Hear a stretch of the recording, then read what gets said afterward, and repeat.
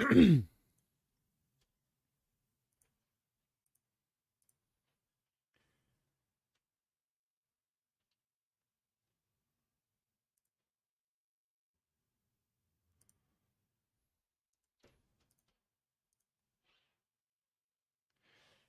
so hello, welcome.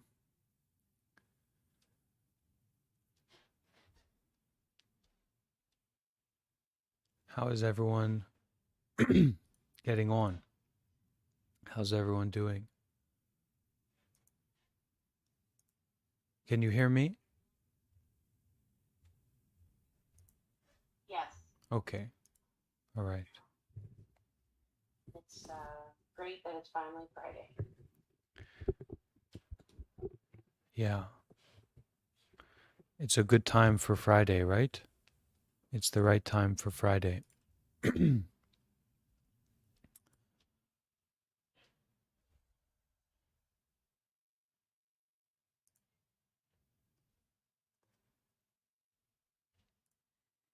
So, as per usual, we take a few moments to get comfortable, to get settled into this space, this gathering. It's nice to see everyone here in the Discord server. You can see Anushka, Bobby, Britt, and Maddie.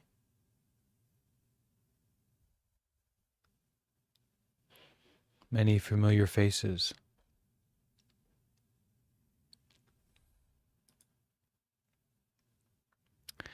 And over on YouTube, Kanagawati, JB, Sophia, Gemma, Missy. Welcome, everyone.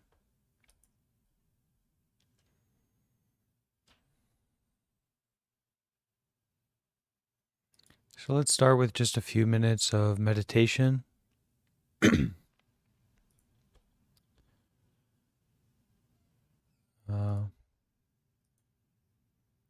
If you have any technical issues, please join the watch on YouTube. And then you should not have those technical issues be a barrier.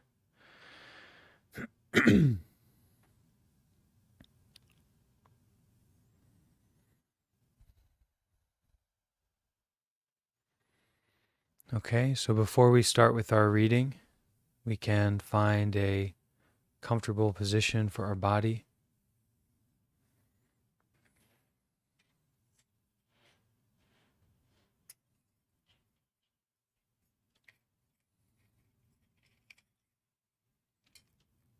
Can put the world down, put this body down, take a deep breath, bring the mind home to the body, and just check in with ourselves. Become aware of what's going on in the body right now.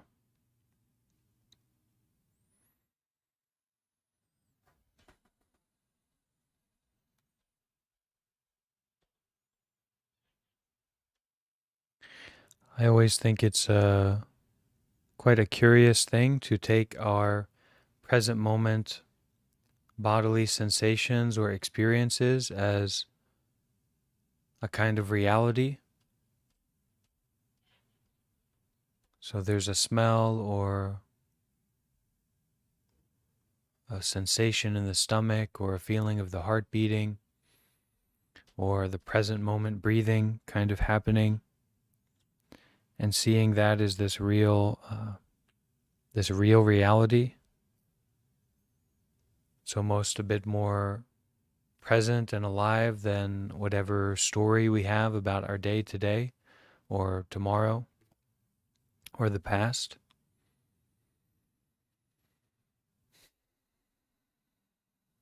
So it can be quite nice to check into the present moment happening of the body as this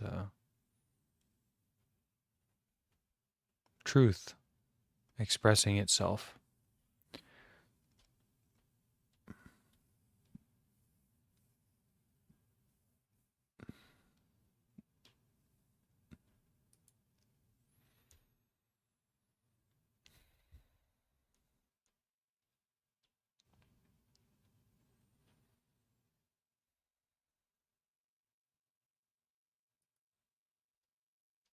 And when we have these kind of really wonderful conditions of many people gathered together in the present moment for the purpose of deep listening and being aware of our own bodies, our own present moment experience, there's an energy, there's a feeling of support. So we can take these few moments before we start with our Buddha Book Club to really enjoy these good conditions for listening to the body, listening to what our heart has to tell us right now, what our breath has to tell us right now.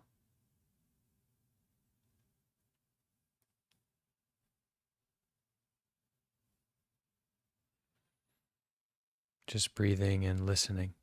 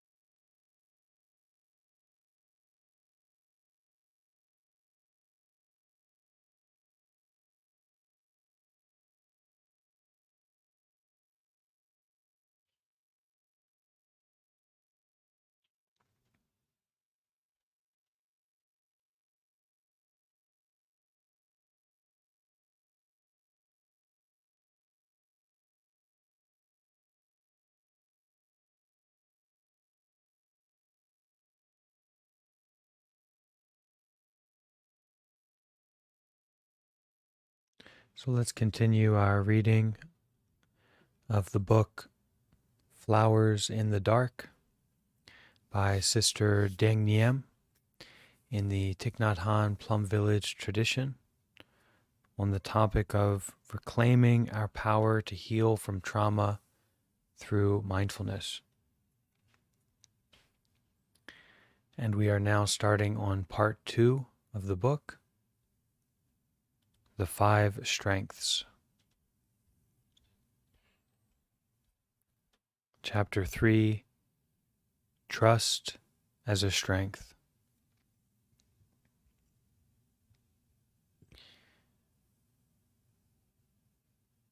When you love someone, you have to have trust and confidence. Love without trust is not yet love. Of course, first you have to have trust, respect, and confidence in yourself. Thich Nhat Hanh. Claire came to our monastery for retreats when she was in her teens. She confided in me that when she was a child, her maternal grandparents would babysit regularly, and a trigger warning here for anyone listening. And her grandfather would get her alone and sexually molest her. Her grandmother never seemed to notice.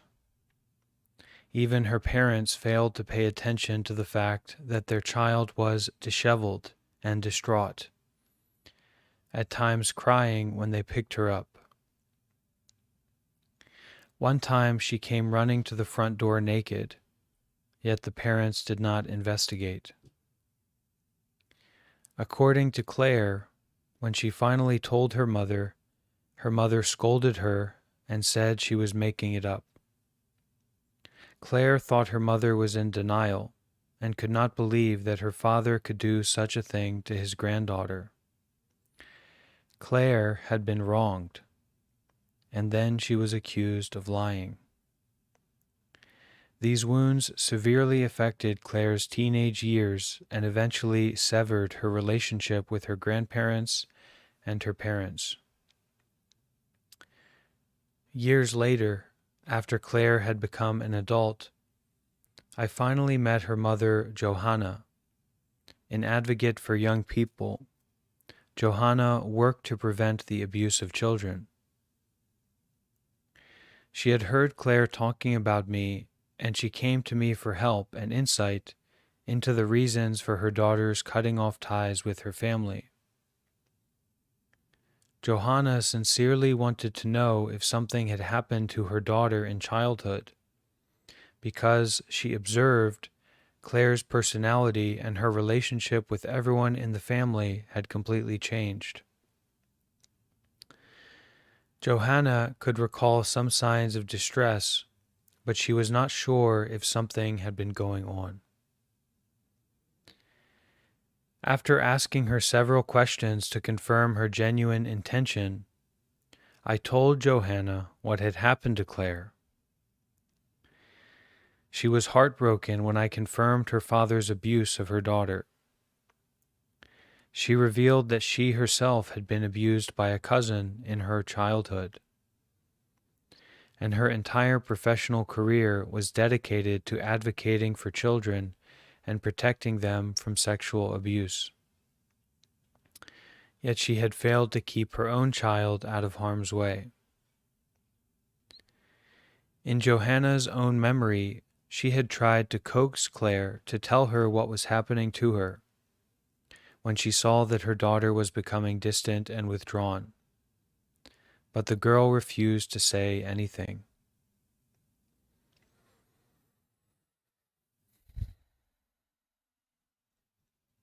Here we can see how two people may have different recollections of the same event.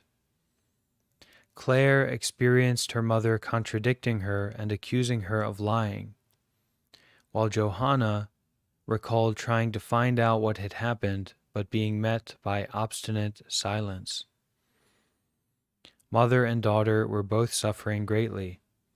Most likely, as a child, Claire had tried to communicate with her mother about the abuse in her own way and in her own language. But her mother had failed to understand her and remove her promptly from the harmful environment. Johanna, unable to see what was in front of her own eyes, had not responded to Claire's needs. The mother was carrying her own hidden internal pain from her own childhood, making it even harder for her to acknowledge Claire's situation. Thus, Claire had lost trust in her mother and given up on further communication. The relationship between parent and child, instead of being a source of love, became a source of tension and division, a deep betrayal that destroyed Claire's trust in herself as well as in her family. If we look around in our communities, we may observe many families with similar broken relationships, in which contact is minimal or non-existent, with fragile areas that cannot be discussed or brought to light. Our own family of origin may be one such family. So we can just take a moment to breathe and connect with our heart and our body right now.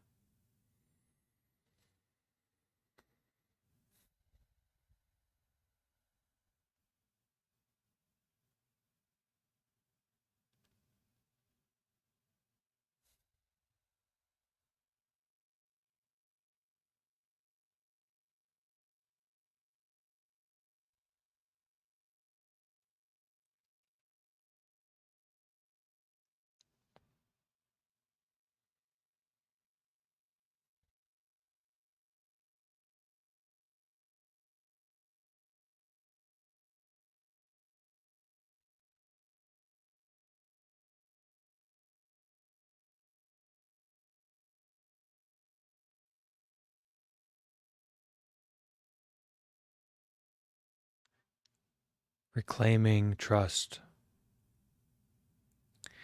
The word tin in Vietnamese and the Sanskrit word shraddha means not only trust, but also faith and confidence.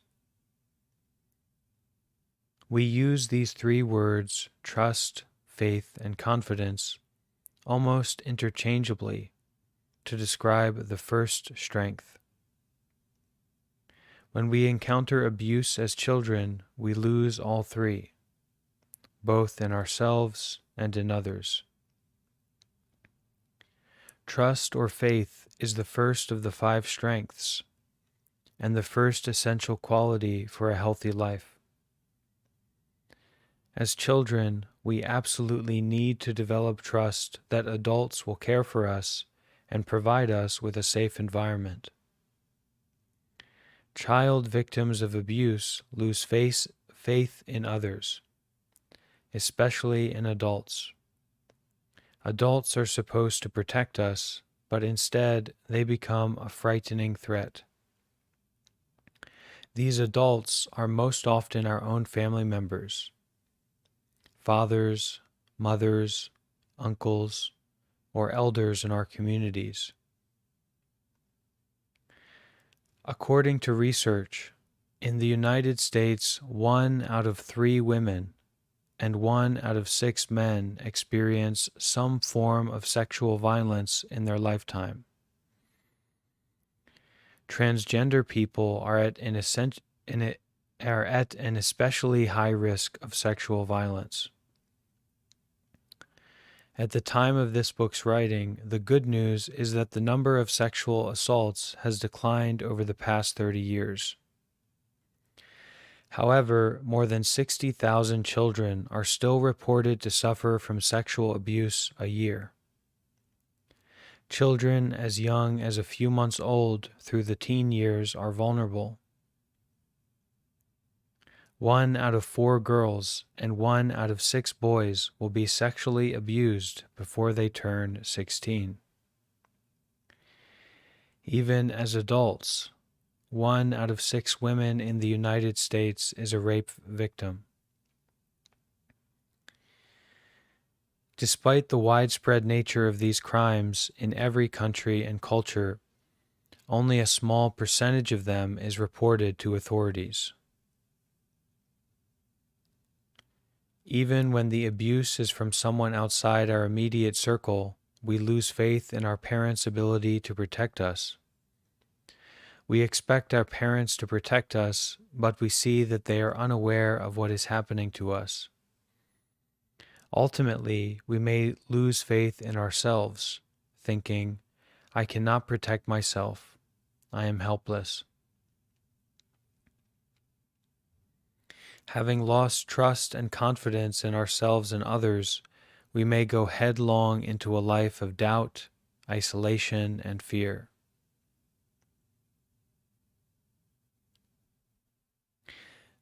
Then there are the parents' responses to consider. Too many times, as in Claire's family, responses run along the lines of, don't make up stories. You must have enjoyed it.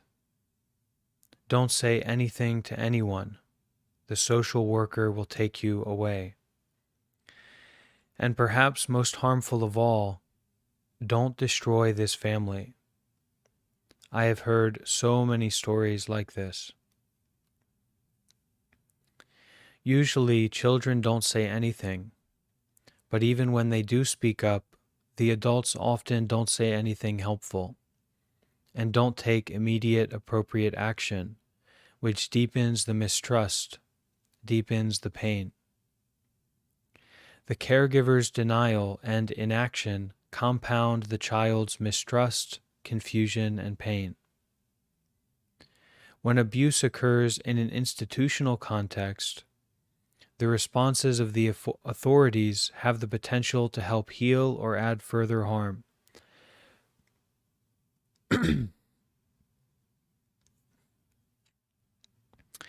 Therefore, it is crucial on the path of healing to acknowledge not only the original harm, but also the harm that occurs because it was not addressed in a timely and appropriate way.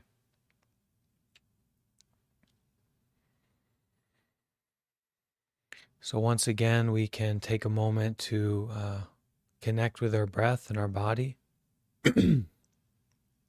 And if we need to, we can offer some words of loving kindness to ourselves We can put our hand over our heart and say,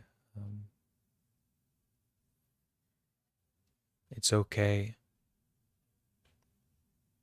I am here for you. Don't worry.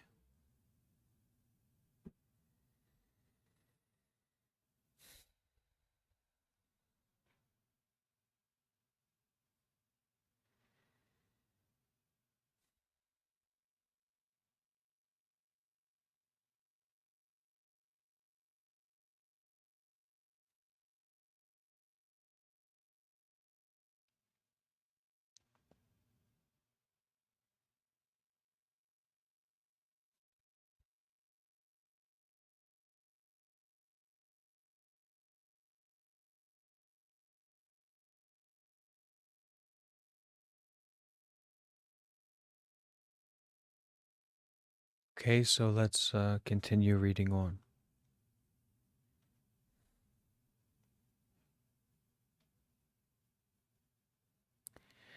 Understandably, most survivors of sexual abuse have problems with trust in adult relationships.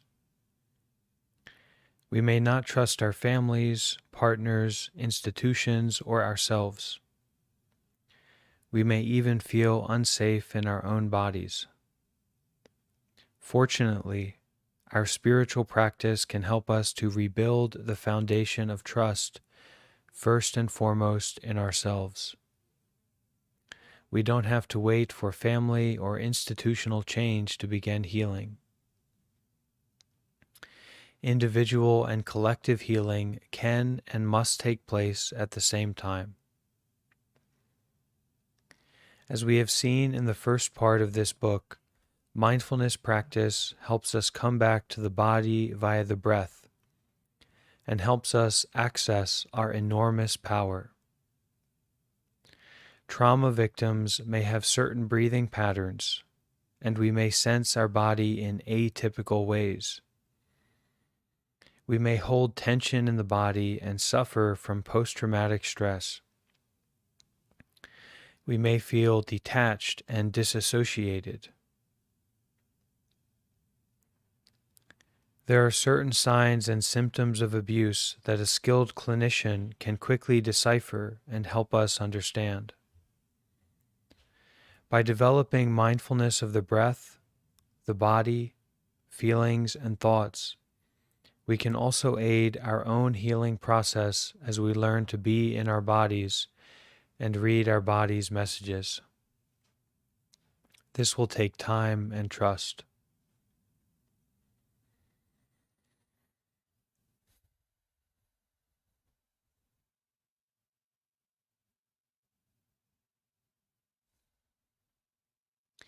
Modern psychotherapy provides several approaches that can help us understand ourselves, obtain some relief, and set up conditions for post-traumatic growth. Erik Erikson's stages of psychosocial development, which I learned in medical school, have remained with me as a useful framework that fits well with Buddhist practice. According to Erikson, we develop in stages in life, from childhood through old age, moving through crises of opposing values, namely trust versus mistrust, autonomy versus shame and doubt, initiative versus guilt, industry or achievement versus inferiority, identity versus role confusion, intimacy versus isolation, generativity versus stagnation, and integrity versus despair. The first, most basic struggle is between trust and mistrust. The foundation of a person's lifelong health depends on the first stage of developing trust. Unfortunately, if a child experiences abandonment, neglect, and/or abuse, the consequences can be devastating. Instead of developing trust, the child may develop mistrust, shame and doubt, guilt, fear, insecurity, confusion, and despair, which comprise an unhealthy emotional spectrum in all stages of psychosocial development. Depending on their personality and genetic makeup, some children may become frightened, needy, or overly anxious when they are left alone or in a new situation.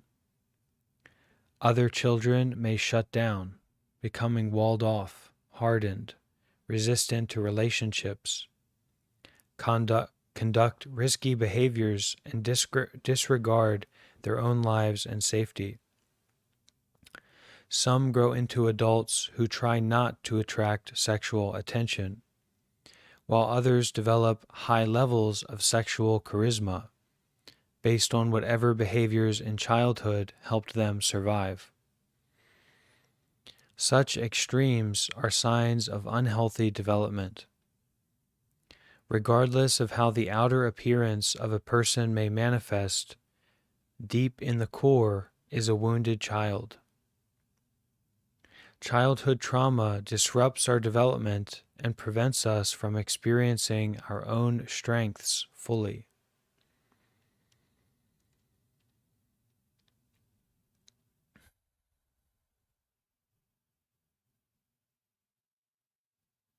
A traumatic event may derail us and prevent us from completing a developmental stage, resulting in a reduced ability to move through further stages.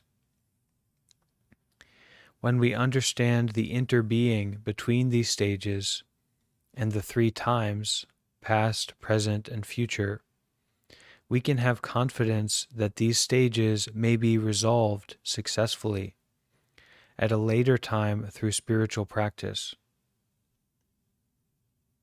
Western models of the mind tend to focus on individual experience, as if a person can exist in isolation.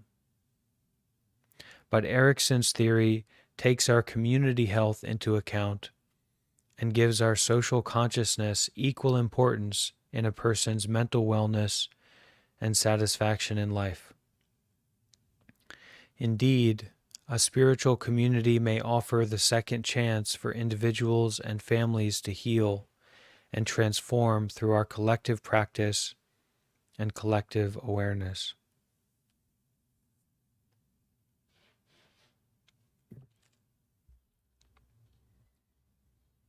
So we'll take a few moments to be with our breath, and also if anyone would like to share something or speak out, then that's also okay.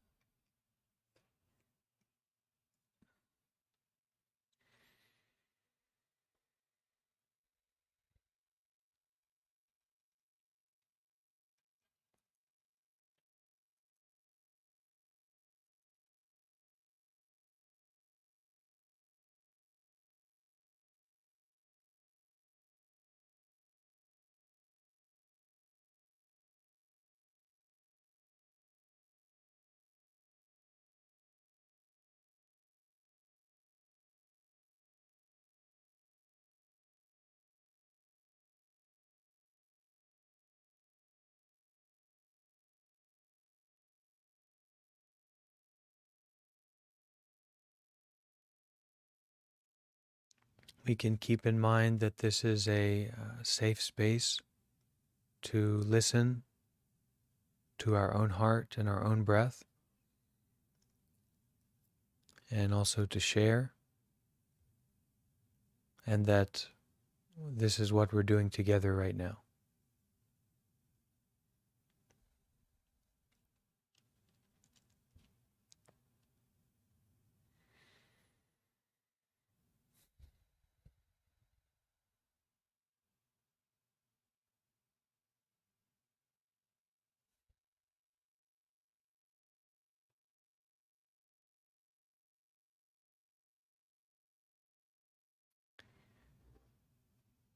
A second chance at trust.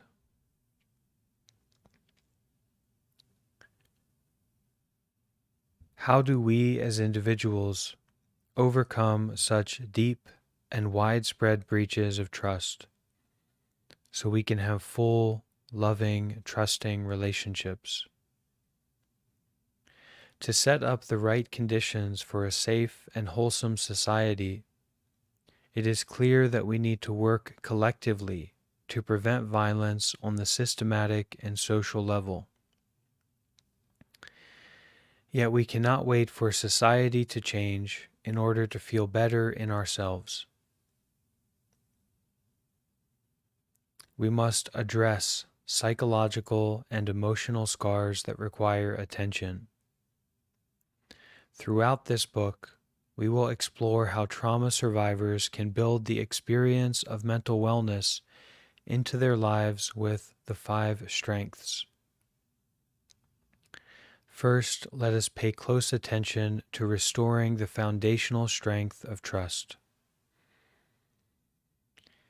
In the spirit of interbeing, we can recognize that these stages of psychological development do not take place in a linear fashion. They continue to take place throughout life, and any one stage can affect all other stages, positively or negatively. In Buddhism, if trust has been damaged or broken at some point in our life, we can reestablish it with our spiritual practice. If our parents have failed to provide us safety and security, we can develop trust that we will be there to protect ourselves and to provide for our own needs. We can trust ourselves to not do what the perpetrator has done to us. It is almost like we go through the stages of development all over again. But this time we take the initiative to equip ourselves with mindfulness, concentration, and insight. Now we are a teenager or an adult, and we can proactively make appropriate choices. Some therapists call this reparenting. Our spiritual life gives us this second chance. In fact, we have a new opportunity every time we are mindful of what is arising in us and around us. This is also a practice of being our own soulmate, remembering, knowing, and taking care of ourselves.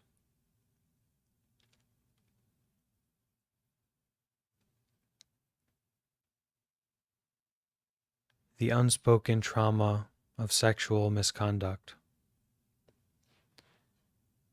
Violations such as sexual harassment, assault, and rape are a deep pain in our world, which so many suffer from. Yet we find it difficult to talk about these experiences. Usually, when there is a problem, we try to deal with it and find solutions. But sexual misconduct is an area that we can keep buried, unresolved, and unaddressed. Recently, the hashtag #MeToo movement has helped to uncover the extent of sexual violence against women in our culture, and made it easier for all people to speak up about sexual violence. Young people are rapidly changing the culture, so that sexual abuse will be quickly reported and hopefully become less common. However, for several reasons, it is still very hard for children to tell even a trusted adult when someone is abusing them. In the big picture, one reason childhood abuse of any type remains a social taboo is that its exposure threatens the trust that is the foundation of our society. It shatters our shared norms that create our reality. Childhood sexual abuse in particular destroys the social fabric of trust, which is why it is surrounded by stigma, shame, and silence. The more powerful members of our human family are not supposed to take advantage of those who have less power or are more vulnerable. This is a treasured story in our society. We are not supposed to let our children get hurt. Men are supposed to respect women. Religious leaders are supposed to protect their congregations. Teachers are meant to have wholesome relationships with their students, and bosses at work should take care of their employees. Our governments are supposed to provide peace and prosperity, yet our trust in those in power is all too often taken advantage of, undermined, and destroyed. Another reason why children do not tell adults about abuse is that the children themselves may not know how to describe what is happening. As a child, I had actually seen my mother have sex with my old stepfather.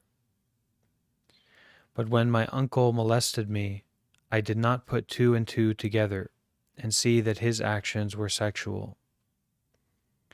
I did not know what it was that he had been doing to me. Instinctively, it felt wrong. It felt frightening. I did not want to be in that situation again. But I could not articulate what was happening. I did not have the language to express it.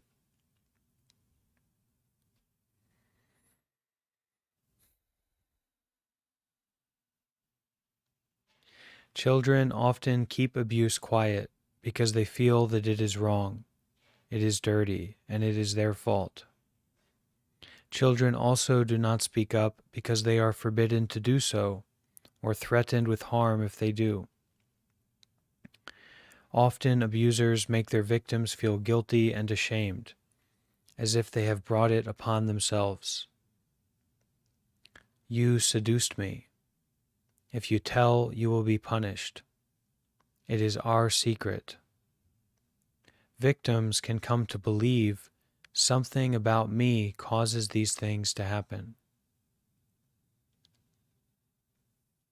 Or they may try to speak, and the adults in their lives may be too busy or preoccupied to show an interest, to listen.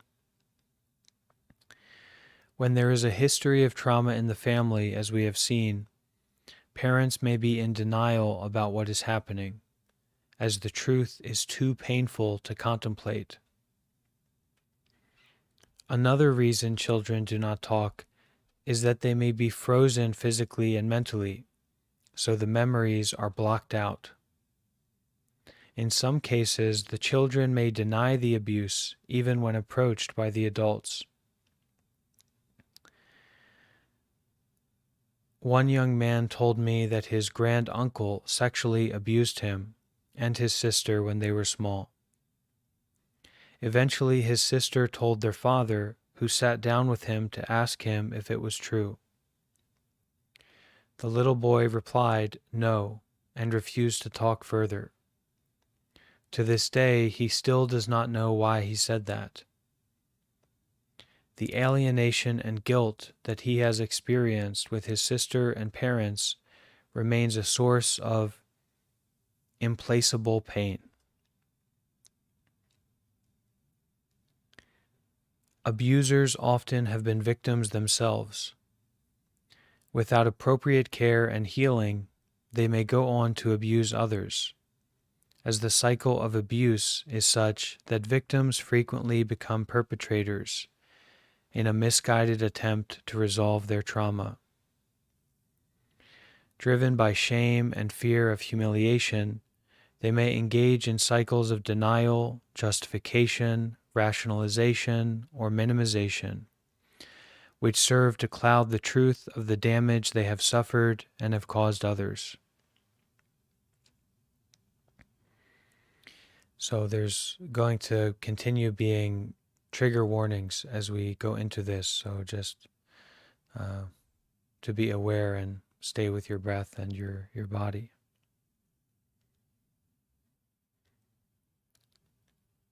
In one family I know, two young girls who were cousins were exposed to pornography and molested repeatedly by a friend of the family who was living in their grandmother's house. One cousin tried to tell her mother, who retorted, "Shut up. Don't make up such horrible stories." The little girl literally shut off and became sullen. When the other one grew into a teenager and finally told her own mother about the abuse, this parent lashed at her. "Why didn't you tell me earlier? You must have enjoyed it." Reactions like this from adults are unfortunately common, and frequently the fear of meeting such a reaction is what holds young people back from seeking help. We need to listen to children. I see again and again that adults find it challenging to listen to children because we do not even listen to ourselves. Many adults cannot bear the sound of a child crying. Instead of feeling compassionate, the sound arouses feelings of anger. Why is that? It could be that the sound triggers suppressed emotions due to our own experience as children, being forced to cut off our feelings and stay quiet. Unable to be in touch with ourselves, we do not know how to take care of ourselves. So when we become parents, we cannot take care of our children. We need to say hello to the wounded children within us and invite them to speak. This will not only heal ourselves, but will also allow us to be present for the children in our lives.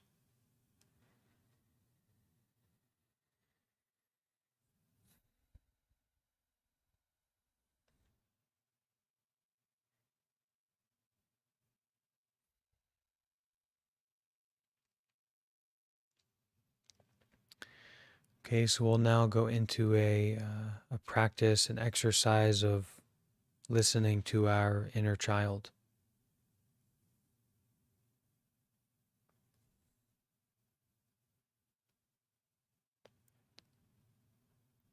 Practice listening to your inner child.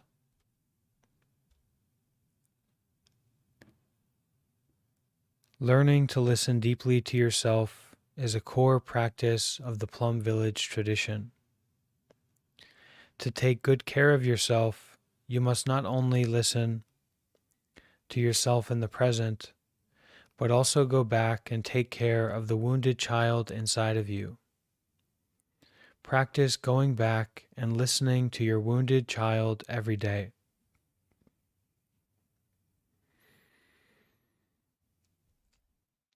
This child is here in the present moment. In every aspect of your life, you can heal them right now. Be the big brother, big sister, mother or father that you yearned to have. Embrace your own inner child tenderly.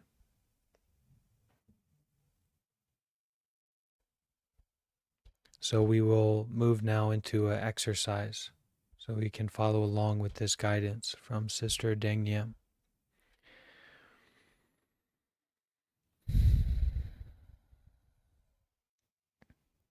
First, establish yourself in your mindful breathing and in your body, as you did earlier in Chapter 1. In all meditation practices, it is essential to listen to your breath and to your body at the beginning and throughout the session.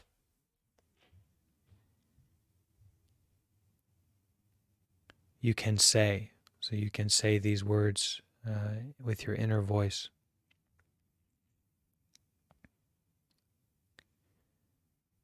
My dear wounded child,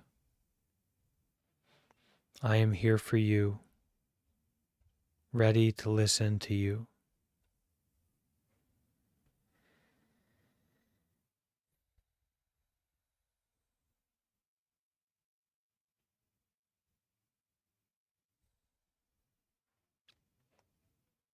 So you can repeat this phrase to yourself.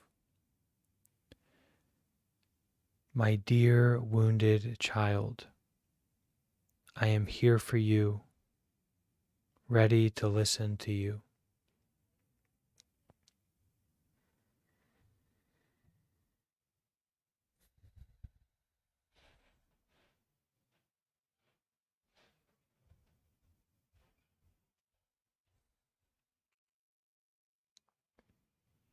Please tell me all your suffering, all your pain.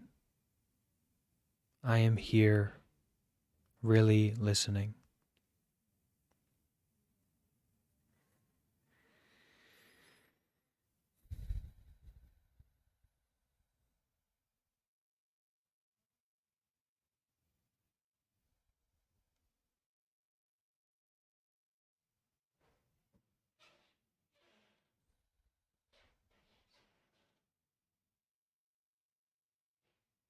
You can say, my dear wounded child, I am here for you, ready to listen to you.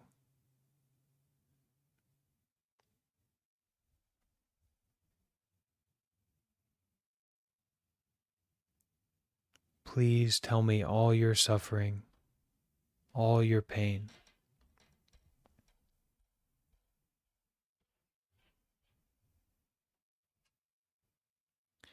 I am here, really listening.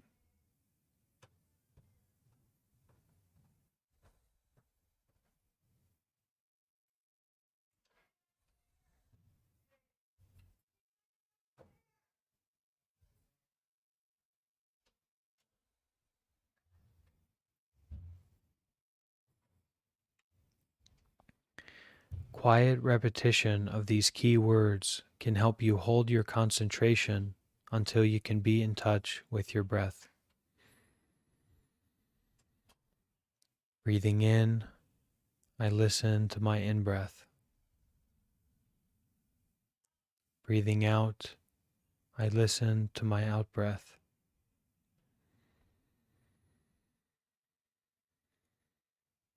Listening to in-breath, out-breath.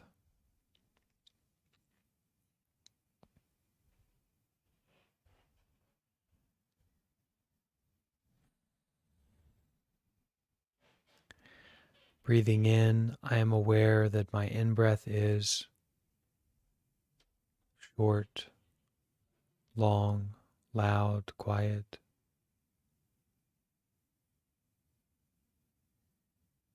Breathing out, I am aware that my out-breath is short, loud, slow, fast.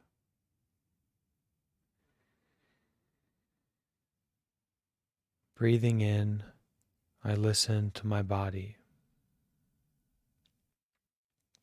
Breathing out, I listen to my body.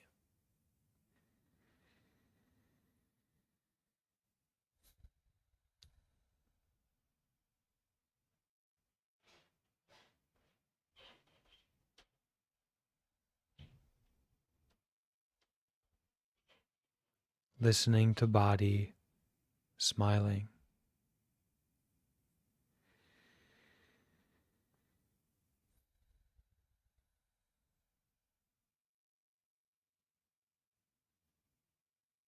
Listening to body, smiling.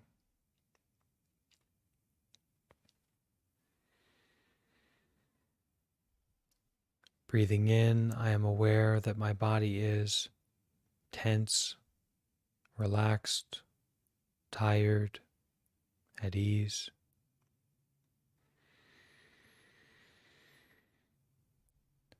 Breathing out, I am aware that my body is tense, relaxed, tired, calm.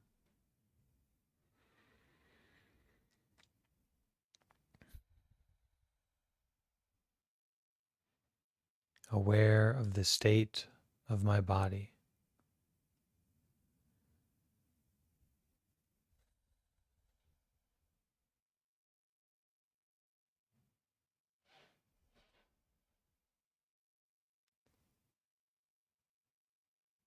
aware of the state of my body.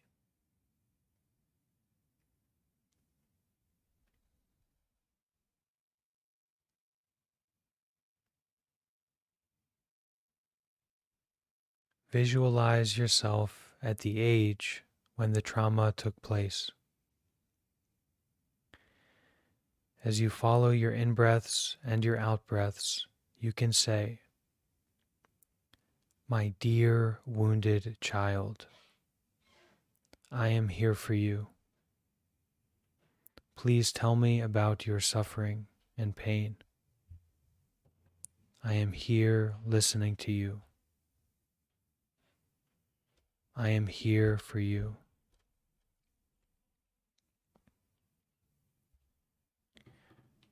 Remain anchored in your breath and your body so that you may give your full attention and listen deeply to your inner child. Embrace that child mentally and physically, and as necessary, cry together with your inner child. Your mindful breathing and the relaxation of your body serve as the safe harbor for your child to name the injustice and to feel heard for the first time.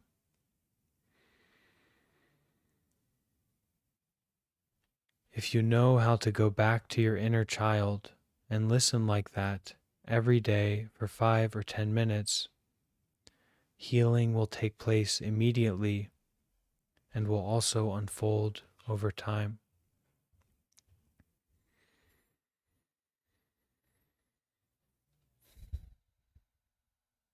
You can say, "My dear wounded child, I am here for you. Please tell me about your suffering and pain. I am here listening to you. I am here."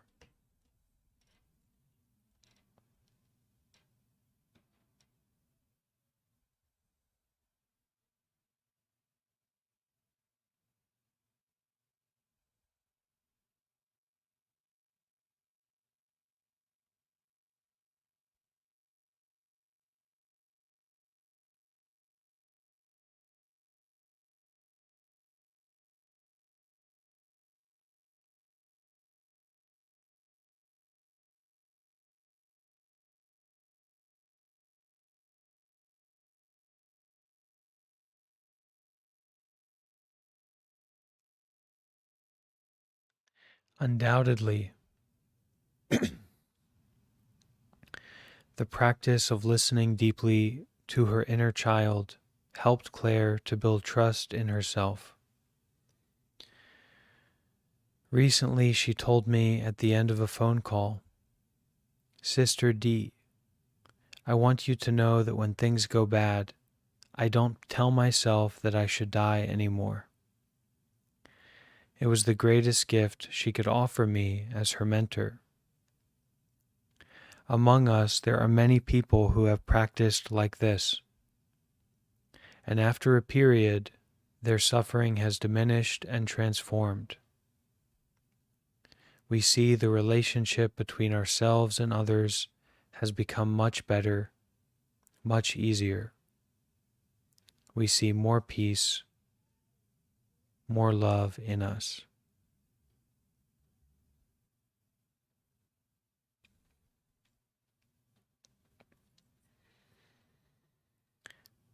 So this is where we will stop our reading for today.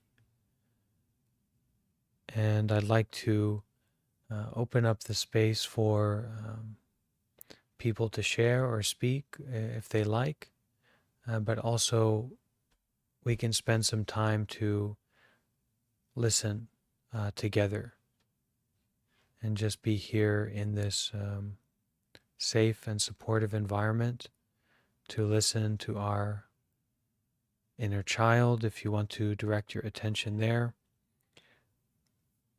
but also following along with our breathing and listening to the body for a few minutes. And then we will end with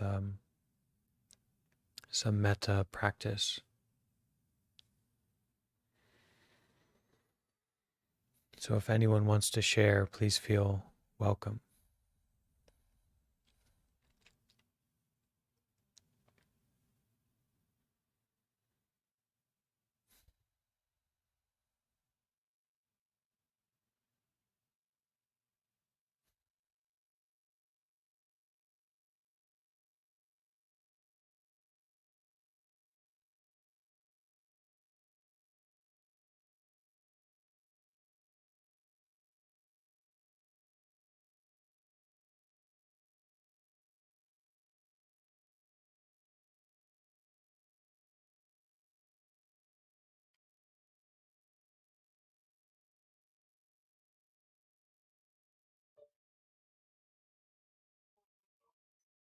The exercise was a bit difficult.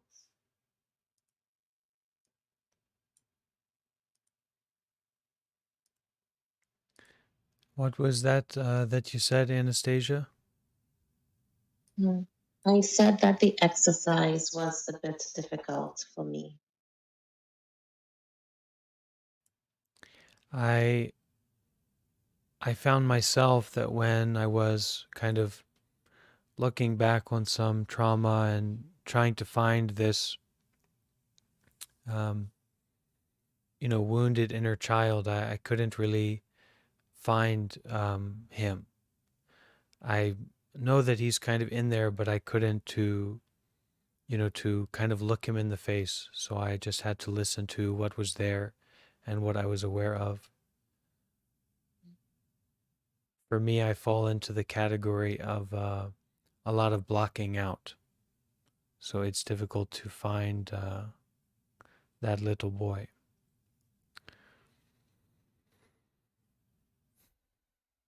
I also found that very difficult.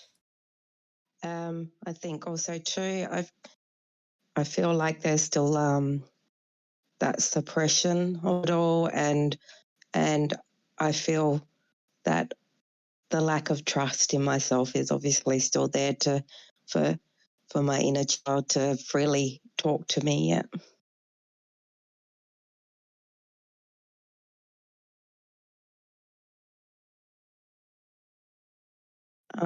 But I did say that it was okay, and I still loved her.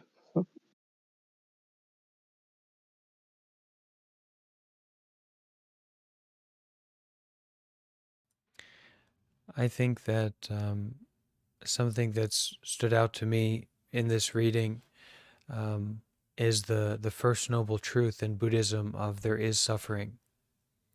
And so the talking about these things and the bringing up these kind of cases and these situations is we have to be aware of suffering to heal it.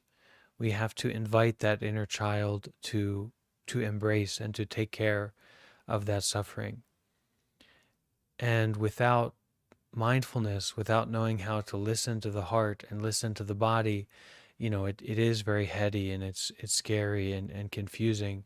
But when we have that capacity for mindfulness to listen to our body in the present moment, it opens up this whole other avenue for healing where we can, from a place of safety and power, we can face suffering. We can be with it. We can be vulnerable to it. Um, and I find for myself, it doesn't matter how far I go in that bringing up of suffering or that facing suffering. I know that my mindfulness of breathing and my loving kindness for myself and that inner child is going to be there to meet it. This heart is going to be there to meet it. So I feel a sense of safety, even though we also have to be careful with these practices, careful with what we share and how deep we go. We need to go slowly, consistently. Sister Dang Nghiem was saying 5 or 10 minutes a day of kind of listening to that inner child really be transformative. And that there are many people who have gone through similar situations to what Sister Dang Nghiem has gone through, and I'm sure what many people here have gone through, and have deeply transformed their relationship to that suffering and that trauma.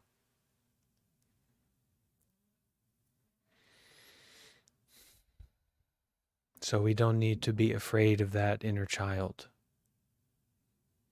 We have the power to embrace and love and accept and take care of that inner child 100%.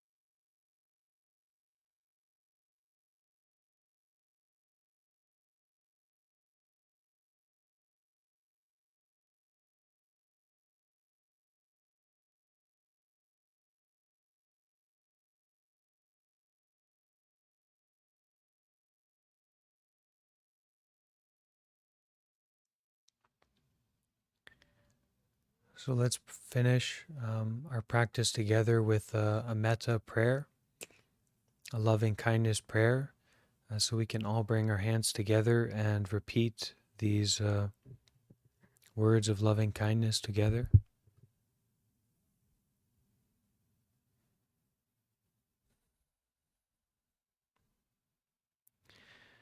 May I be happy, safe, and free.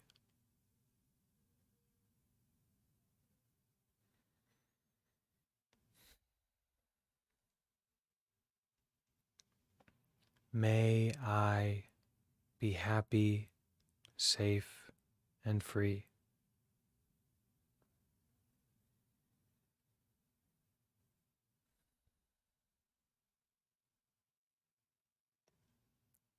May I be happy, safe, and free.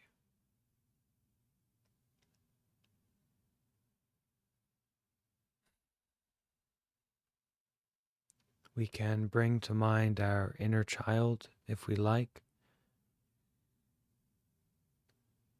or not bringing anyone to mind, but just repeating this phrase.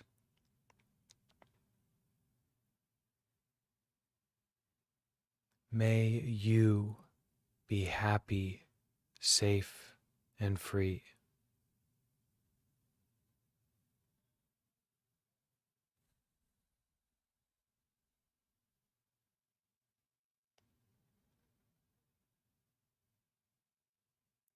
May you know that you are seen, heard, and loved.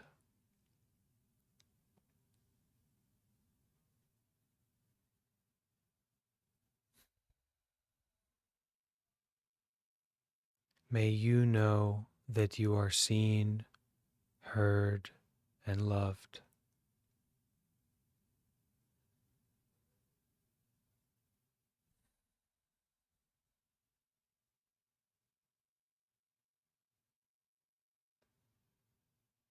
May you be safe, happy, and free.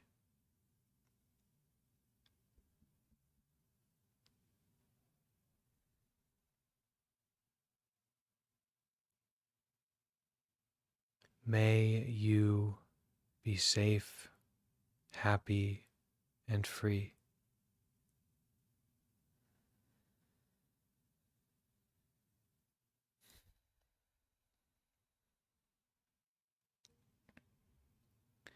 May all beings be safe and free.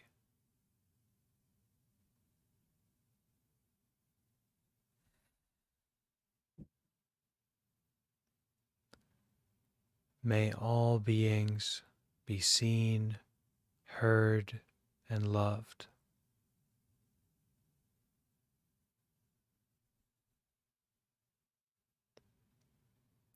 May all parts of ourself be safe, feel loved, and be free.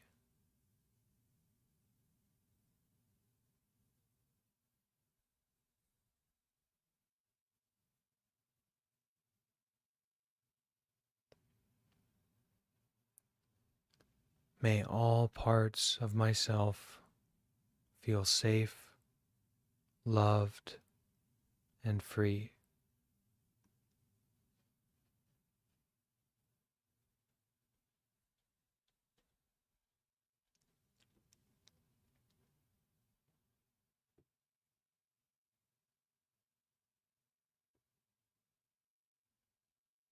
May this practice of healing support all beings to heal.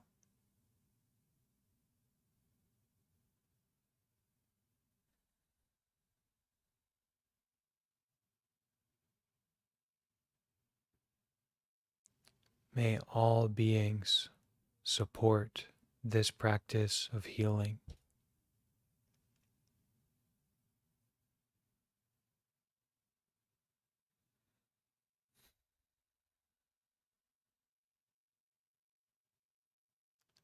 May it be so. May it be so.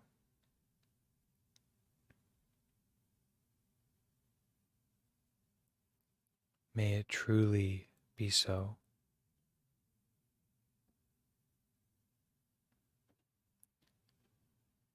Sadhu.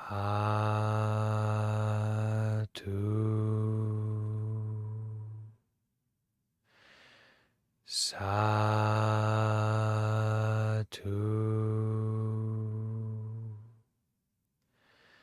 Sadhu.